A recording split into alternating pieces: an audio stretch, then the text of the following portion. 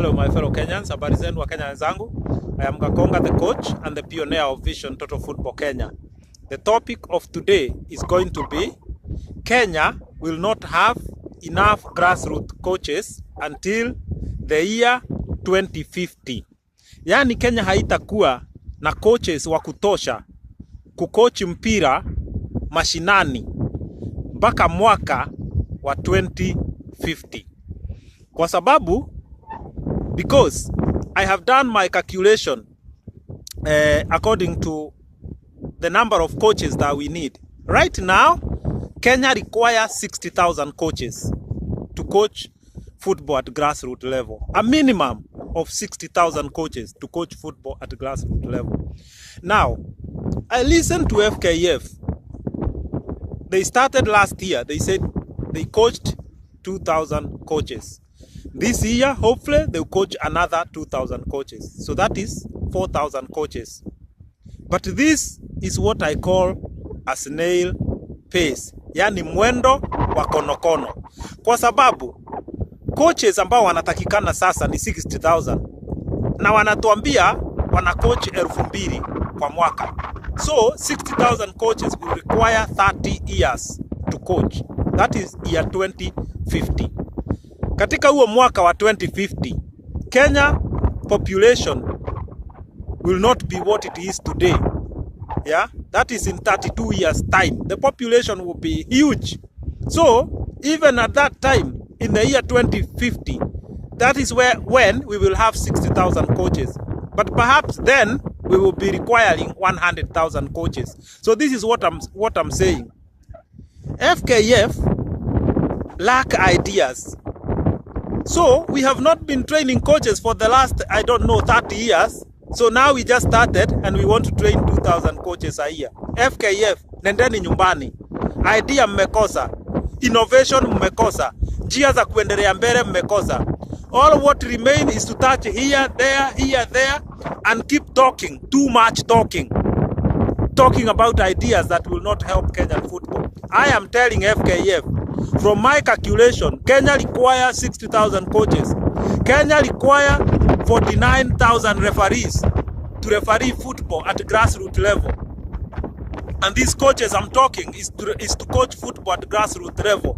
This is not semi-professional clubs I'm talking about, just the grassroots level. So, Vision Total Football Kenya will bring a program to train 60,000 coaches in 5 years only. So we don't need 30 years to train 60,000 coaches. That's according to FKF. I am saying Vision Total Football Kenya will bring a method to train coaches. For only 5 years, we are going to have 60,000 trained coaches so that our young boys and girls' dream will not be wasted. If we tell them we will only have enough coaches in the year 2050, some of these boys will be 40. Huko mbele 40, 50. Wengine wako miaka 10, sasa watakuwa 42 huko. So, what are we telling them? Jameni, hatuwezi kuendelea na mambo kama kawaida. Life should not go on as usual in Kenya as long as FKF is managing football in Kenya. So, the employment that will come through grassroots football, just referees only, we will have about 30,000 referees employed refereeing grassroots football and being paid somewhere close to 2,000 Kenya shilling. Even we can pay them 1,000 Kenya shilling to referee one match for 45 minutes. These are job creation. But FKF don't talk about these things. They just talk of shenanigans. They just talk of ideas that are dead.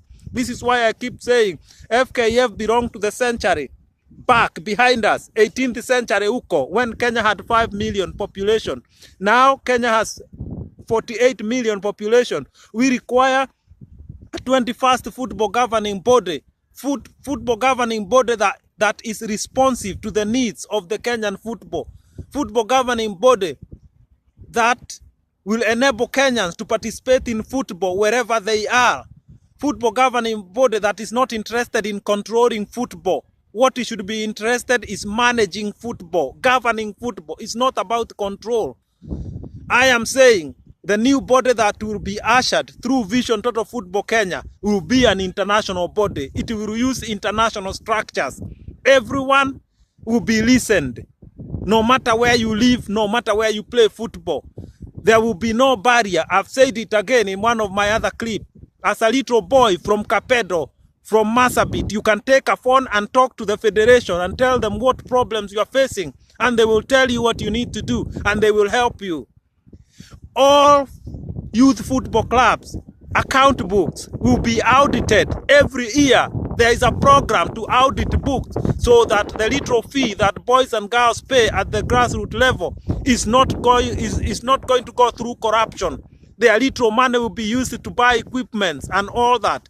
There is a program already in place to do audit for the entire Kenya, for all the grassroots clubs, so that no one will think of taking money that has been paid by youth and their parents, that little money to buy equipment here and there. Hiyo fee kidogo huko haitoliwa na mtu. Even the national body that will be formed will have its own system to do audit, to make sure no penny will get lost. People will not walk around with checkbooks. The chairman will only receive one check, that is his wage. He will never have a point to walk around with a checkbook. The person who will walk with a checkbook is someone who is an accountant, lower than the chairman, and he will be the one paying the chairman. This is how football is governed. Jameni, na wauliza tena, supportini Vision Total Football Kenya. Itatuokoa sote. Mpira wetu utafaa. Jina letu kuhusu mpira litaanza kukua. Our Premier League will become a multi-billion league.